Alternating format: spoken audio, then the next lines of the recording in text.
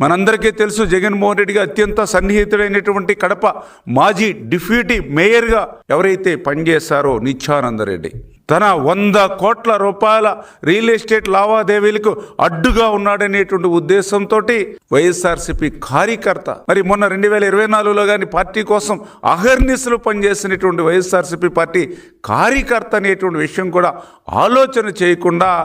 మరి ఆ కార్యకర్తను సైతం నిర్దాక్షిణ్యంగా పెద్ద దస్తగిరిని ఏ రకంగా అయితే హత్య చేసి మరి హత్య చేసిన తర్వాత ఆ హత్యలో పాల్గొనేటువంటి వాళ్ళు మళ్ళీ డైరెక్ట్గా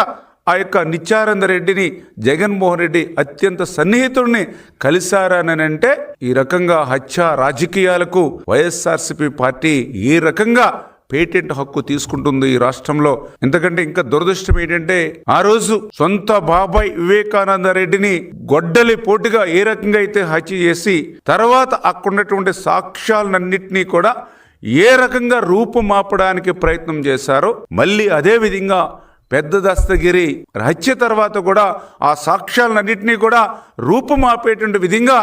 వైఎస్ఆర్సీపీ పార్టీ పనిచేసేటువంటి విధానం అని అంటే ఇది తాడేపల్లి ఆదేశాల ప్రకారమే ఇటువంటి హత్యా ప్రయత్నాలు జరుగుతున్నాయనే విషయాన్ని కూడా